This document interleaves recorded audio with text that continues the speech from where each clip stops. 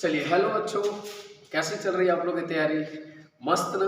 तो आज चलिए आज के वीडियो में मैं आप लोग के लिए ढेर सारा और भी इम्पोर्टेंट क्वेश्चन लेकर के आया हूँ जो आपको बोर्ड एग्जाम में काफ़ी मदद करेंगे। ठीक है, तो चलिए कौन कौन से क्वेश्चन हैं वो तो आइए एक एक करके सारे के बारे में हम डिस्कस करेंगे। तो आज का फर्स्ट क्वेश्चन है समविभवी तल क्या है। ठीक है ना, क्वेश्चन क्या है? समविभवी तल। तो याद रखिएगा, इसको इंग्लिश में बोलते हैं इक्वी पोटेंशियल सरफेस। क्या बोलते हैं? इक्वी पोटेंशियल सरफेस बोलते हैं। ठीक है, तो समविभवी तल क्या होता है इसके बारे में जानते हैं। तो देखिए एक बात बताइए पहले आप कि अगर ये कोई आवेश है, ये कोई आवेश है, तो इस आवेश के अगर हम पूछें कि इससे 5 मीटर की दूरी पर एक पॉइंट है और 5 मीटर की दूरी पे एक पॉइंट है और उस पे विभव का मान कितना है? 10 वोल्ट है। विभव कितना है? 10 वोल्ट। तो एक बात बताइए, 5 मीटर दूरी पर विभव 10 वोल्ट है, तो अगर हम पूछें कि इसी आवेश से 5 मीटर इधर दूरी पर अगर हम पूछें तो यहाँ पर आप बताइएगा कि कितना वोल्ट होगा। तो आप बोलेंगे सर इसमें पूछने वाली क्या बात है कि जब दूरी जो है समान है 5 मीटर तो आपका विभव का भी मान समान होगा। तो बिल्कुल सही बोल रहे हैं, एग्जैक्टली सही बोल रहे हैं। क्यों? क्योंकि दूरी सेम है तो विभव भी सेम होगा। तो 5 मीटर अगर इधर पूछा जाए कि इधर कितना हो जाएगा विभव, तो यहाँ पर भी कितना होगा? 10 वोल्ट। 5 मीटर इधर पूछा जाए तो क्या बोलिएगा? यहाँ पर भी विभव 10 वोल्ट हो जाएगा। तो यानी आप बोल सकते हैं कि कोई अगर आवेश यहाँ पे रखा हुआ है और इससे 5 मीटर मतलब किसी नीचे दूरी पर 5 मीटर, 10 मीटर, 2 मीटर, 2 मीटर इधर, 2 मीटर इधर, 2 मीटर इधर, 2 मीटर इस डायरेक्शन में, नीचे ऊपर किसी भी डायरेक्शन में कोई आवेश से समान दूरी पर विभव का मान क्या होगा? समान होगा। तो याद रखिए कि अगर इन सभी बिंदुओं को मिला दिया जाए जो एक समान दूरी पर हो तो इनसे एक क्या होता है? एक तल का निर्माण होता है और एक ऐसा तल का निर्माण होता है जिसके हर एक बिंदु पर न विभव का मान क्या होता है? समान होता है। क्यों क्यों समान होता है? क्योंकि ये हर एक बिंदु जो होंगे वो सब क्या होगा? इस आवेश से बराबर दूरी पर रहेंगे। तो समविभवी तल का मतलब क्या क्या हुआ, उसका डिफिनेशन क्या देंगे कि समविभवी तल किसी आवेश के द्वारा उत्पन्न विद्युत क्षेत्र में, ठीक है ना, क्योंकि विद्युत क्षेत्र आवेश के द्वारा ही उत्पन्न होता है। तो किसी भी समविभवी तल क्या होता है? तो किसी आवेश के द्वारा उत्पन्न विद्युत क्षेत्र में समविभवी तल एक ऐसा तल होता है जिसके प्रत्येक बिंदु पर विभव का मान समान होता है। फिर से एक बार कि समविभवी तल किसी आवेश के द्वारा उत्पन्न विद्युत क्षेत्र में एक ऐसा तल होता है जिसके प्रत्येक बिंदु पर विभव का मान समान होता है। ठीक है, तो ये समविभवी तल का डिफिनेशन हुआ। ठीक है, अब चलिए समविभवी तल से रिलेटेड कुछ क्वेश्चन भी पूछ सकता है। अच्छा एक बात, समविभवी तल का डिफिनेशन सिर्फ इतना ही आप लिख करके नहीं छोड़िएगा, बल्कि आप एक फिगर भी बना दीजिएगा।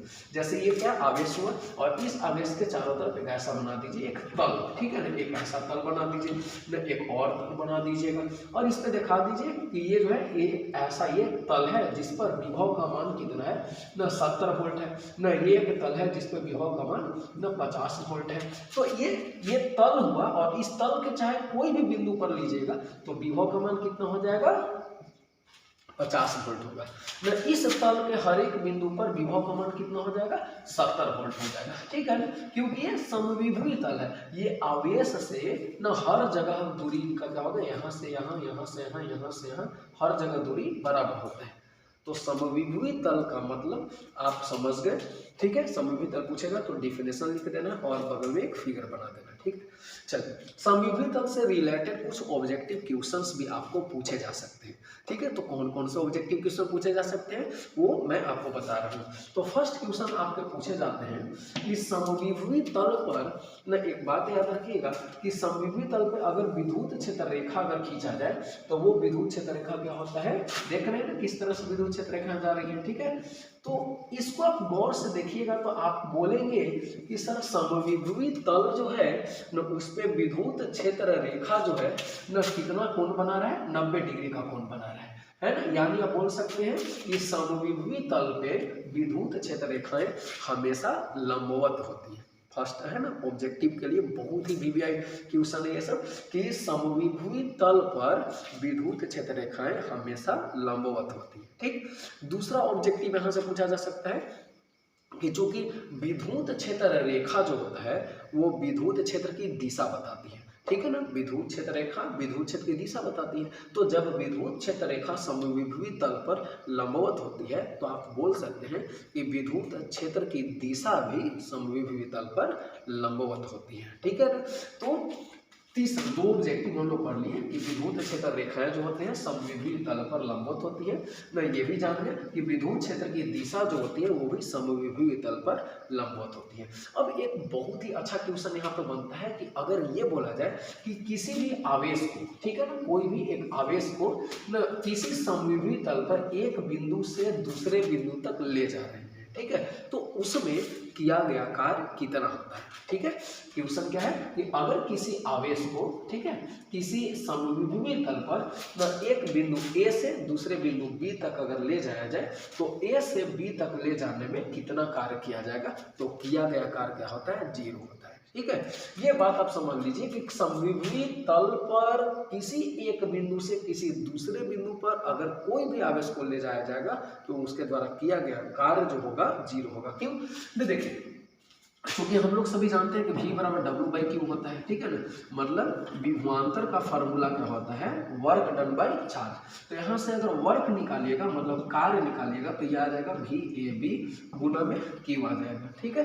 तो एक बात बताइए, कार्य क्या, विभवांतर गुना आवेश। तो अगर हम बताइए अगर Q आवेश को, ठीक है ना, यहाँ पे कौन सा आवेश को ले जा रहे हैं, Q आवेश को ले जा रहे हैं, तो Q आवेश को A बिंदु से B बिंदु तक ले जाएंगे तो किया गया कार्य जो होगा कितना होगा। तो बात बताओ, VAB क्या होता है, A और B के बीच का विभवांतर, तो विभवांतर का वैल्यू कितना हो जाएगा, 0। तो बोलिएगा सर विभवांतर का वैल्यू आप 0 कैसे लिखे, तो आप बोलिए कि चूंकि A और B बिंदु है दोनों क्या है, समविभवी तल पे है, और समविभवी तल पे रहता है तो विभव का मान क्या होता है, दोनों तो बराबर रहेगा। चूंकि समविभवी तल माने क्या, A और B समविभवी तल पे स्थित है, तो समविभवी तल के हर एक बिंदु पर विभव का मान तो समान होता है, तो A पर जितना विभव का मान होगा उतना ही विभव का मान B पर हो जाएगा, ठीक है। तो इसलिए A और B के बीच का विभवांतर का मान 0, और जब विभवांतर का मान 0 तो 0 गुना आवेश कितना हो जाएगा, 0 गुना कुछ भी 0, तो वर्गमूल कितना आया, 0।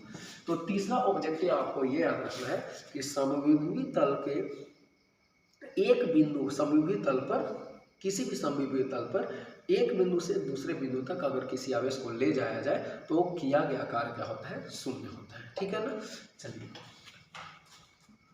तो ये 3 गुण हो गया। चौथा गुण के बारे में हम लोग पढ़ेंगे कि याद रखिए कि किसी भी आकार के चालक का तल जो होता है हमेशा समविभवी तल होता है, ठीक है ना। यानी याद रखिए कोई भी ये चालक है चाहे किसी भी आकार का है, उसका जो तल होता है ना, तल मतलब सतह जो होता है वो क्या होता है, एक समविभवी तल होता है। जैसे मान लेते हैं एक लोहा के एक चादर लीजिए या लोहा के एक ऐसा टुकड़ा लीजिए जो आपके कॉपी के जैसा हो, ठीक है ना, तो उसका जो सतह होगा वो हमेशा क्या होगा, एक समविभवी तल होगा। किसी भी आवेशित चालक का तल हमेशा समविभवी तल होता है, ठीक है। पांचवा आपको बहुत ही अच्छा ऑब्जेक्टिव है कि अगर कोई आवेशित खोखला गोला है, कैसा है, आवेशित खोखला गोला है, तो इस आवेशित खोखले गोले के भीतर किसी भी बिंदु पर, किसी आवेशित खोखले गोले के भीतर कोई भी बिंदु पर विभव का मान हमेशा बराबर होता है, और यह मान सतह पर के विभव के मान के बराबर होता है। मतलब अगर मान लेते हैं कि सतह पर अगर विभव जो है सतह पर P बिंदु और P बिंदु पर विभव का मान 10 वोल्ट है, तो सतह पर विभव का मान जितना है उतना ही विभव का मान न आवेशित गोले के अंदर किसी भी बिंदु पे होगा। जैसा बिंदु A है, बिंदु न A से है, बिंदु A में मान लीजिए, ये आवेशित गोले के भीतर जितना भी बिंदु होगा उसके हर एक बिंदु पर विभव का मान समान होगा, और वह किसके बराबर होगा, सतह पर के विभव के बराबर। यानी सतह पर विभव का मान अगर 10 वोल्ट है तो न बिंदु A पर, M पर, S पर, ये आवेशित गोले के अंदर जितने भी बिंदु आ गए उन सभी पर विभव का मान 10 वोल्ट ही होगा, ठीक है। यानी क्या होता है, विभव का मान आवेशित गोले के भीतर हर एक बिंदु पे बराबर होता है, कांस्टेंट होता है, इक्वल होता है।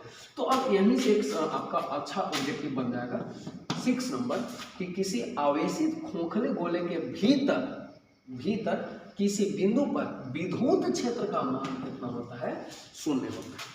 तो बोलिएगा सर विद्युत क्षेत्र का मान शून्य कैसे होता है? तो देखिए आप सभी को पता है कि विद्युत क्षेत्र बराबर क्या होता है, माइनस dV/dx। विद्युत क्षेत्र क्या होता है ना, विभवांतर के डिफरेंशिएशन के बराबर होता है। तो अब एक बात बताइए ना, आवेशित गोले के अंदर हर एक बिंदु पर विभव का मान समान है, यानी इस बिंदु पर, इस बिंदु पर, इस बिंदु पर, इस बिंदु पर, सभी बिंदु पर विभव का मान समान है। तो जब समान हो गया तो ये कैसा हो गया, ये कांस्टेंट वैल्यू हो गया। और जब कांस्टेंट हो गया तो विभव क्या हो गया, कांस्टेंट। तो जब विभव कांस्टेंट हो गया तो कांस्टेंट का डिफरेंशिएशन करने पर क्या आता है, तो बच्चों 0 आता है। तो ई बराबर क्या हो जाएगा, 0। ठीक है, तो याद रखिएगा कि किसी आवेशित खोखले गोले के भीतर प्रत्येक बिंदु पर विद्युत क्षेत्र की तीव्रता का मान शून्य होता है, लेकिन आवेशित खोखले गोले के भीतर किसी भी बिंदु पर विभव का मान समान होता है और वह मान सतह पर के विभव के मान के बराबर होता है। ठीक है, तो चलिए नेक्स्ट क्वेश्चन आपका है विद्युत द्विध्रुव। ठीक है, अगला क्वेश्चन है आपका विद्युत द्विध्रुव और विद्युत द्विध्रुव आघूर्ण। ठीक है, तो विद्युत द्विध्रुव अब जानेंगे कि है क्या। तो याद रखिए, जब समान परिमाण के दो विजातीय बिंदु आवेश, ठीक है ना, एक दूसरे से बहुत ही छोटी सी दूरी पर रखा जाता है, बहुत ही कम दूरी पर रखा जाता है, तो ऐसा व्यवस्था जो होता है विद्युत द्विध्रुव कहलाता है। जैसे देखिए ना, एक बिंदु है ए और एक बिंदु है बी, और ये दोनों जो है ना, ये अपने से बहुत ही छोटा दूरी पर है। ठीक है ना, ये एल दूरी है, ये एल दूरी है, टोटल दूरी कितना हो गया यहाँ पे ना, 2l दूरी हो गया। ठीक है, तो यहाँ पर बोला जाता है कि देखिए विजातीय आवेश का मतलब होता है एक माइनस तो दूसरा प्लस। ठीक है, तो विद्युत द्विध्रुव का मतलब होता है कि जब समान परिमाण के, किंतु समान परिमाण के मतलब परिमाण बराबर होना चाहिए, और विजातीय आवेश मतलब एक प्लस और दूसरा माइनस, एक दूसरे से अल्प दूरी पर, अल्प दूरी मतलब बहुत ही कम दूरी पर न रखे जाते हैं, तो इस प्रकार जो व्यवस्था बनती है, जो निकाय बनता है, उसको हम लोग क्या बोलते हैं, विद्युत द्विध्रुव। तो आपको इसका डिफाइन कैसे करना है, तो आप डिफाइन करेंगे कि जब समान परिमाण के विजातीय बिंदु आवेश एक दूसरे से बहुत ही कम दूरी पर रखे जाते हैं, तो इस प्रकार से बनी निकाय को क्या बोला जाता है, विद्युत द्विध्रुव बोला जाता है। ठीक है ना, द्विध्रुव का मतलब दो ध्रुव होता है। तो यहाँ दो ध्रुव है ना, एक माइनस है एक प्लस है। ठीक है, तो समझ गए। चलिए विद्युत द्विध्रुव में आपको इतना ही लिखना है, डिफाइन करके आपको एक फिगर बना देना है। ठीक है, ये वाला पॉइंट क्या है, तो ये द्विध्रुव का केंद्र कहा जाता है। अब तो दूसरा इसी में क्वेश्चन आपसे पूछेगा कि विद्युत द्विध्रुव आघूर्ण क्या है। क्या पूछेगा, विद्युत द्विध्रुव आघूर्ण। तो याद रखिए, इसको बोलते हैं विद्युत द्विध्रुव आघूर्ण को इंग्लिश में बोला जाता है इलेक्ट्रिक डाइपोल मूवमेंट। ठीक है, तो इलेक्ट्रिक डाइपोल मूवमेंट को आप कैसे परिभाषित कीजिएगा, तो उसका परिभाषा ऐसे है कि विद्युत द्विध्रुव का कोई एक आवेश, विद्युत द्विध्रुव का किसी एक आवेश का परिमाण और इन दोनों आवेशों के बीच की दूरी के गुणनफल के बराबर होता है। ठीक है ना, यानी विद्युत द्विध्रुव आघूर्ण क्या होता है, तो विद्युत द्विध्रुव आघूर्ण किसी भी विद्युत द्विध्रुव के न एक आवेश का परिमाण और दोनों आवेशों के बीच के दूरी के गुणनफल को विद्युत द्विध्रुव आघूर्ण बोला जाता है। विद्युत द्विध्रुव आघूर्ण एक मन इसे P से दिखाया जाता है, और P बराबर क्या होता है, Q और गुना 2l। ठीक है ना, E गुना 2l होता है, Q गुना 2l होता है। ठीक है, तो यहाँ पर याद रखिए, यहाँ पर P गुना 2l। तो आप यहाँ से फॉर्मूला से देख सकते हैं क्या हो, ये विद्युत द्विध्रुव था, तो विद्युत द्विध्रुव का किसी एक आवेश का परिमाण, तो एक आवेश का परिमाण क्या लिखे, क्यों लिखे, और दोनों आवेशों के बीच की दूरी क्या हुआ, 2l। तो डिफिनेशन सूट कर गया ना, कि विद्युत द्विध्रुव का कोई एक आवेश और दोनों आवेशों के बीच के दूरी के गुणनफल को विद्युत द्विध्रुव आघूर्ण बोला जाता है। इसे किससे सूचित किया जाता है, P से सूचित किया जाता है, P से डिनोट किया जाता है। ठीक है, यह एक सदिश राशि होता है। यह कैसा राशि है, एक सदिश राशि है। तो अब बोलिएगा कि सर सदिश राशि है तो इसका दिशा किधर होता है, तो इसकी दिशा जो होती है ना, विद्युत द्विध्रुव के अक्ष के अनुदिश होता है। विद्युत द्विध्रुव के अक्ष के अनुदिश होता है। तो अक्ष क्या होता है सर? तो अक्ष होता है कि जैसे देखिए यहाँ ए पर रखा गया आवेश, एक आवेश बी पर रखा गया, तो ए से यानी ये दोनों आवेशों को मिलाने वाला जो ये रेखा है ना, उसी को बोलते हैं विद्युत द्विध्रुव का अक्ष बोलते हैं। तो विद्युत द्विध्रुव आघूर्ण एक सदिश राशि है, मतलब इसे हम पी वेक्टर से सूचित करते हैं, और इसकी दिशा जो होती है हमेशा विद्युत द्विध्रुव के अक्ष के दिशा में होता है। कैसे होता है? अक्ष के दिशा में होता है, यानी अक्ष के अनुदिश होता है, लेकिन हमेशा माइनस से प्लस की ओर होता है। किधर से किधर की ओर? माइनस से प्लस की ओर होता है। बात याद रखिएगा कि आपको ये पूछ सकता है कि विद्युत द्विध्रुव आघूर्ण का दिशा जो होता है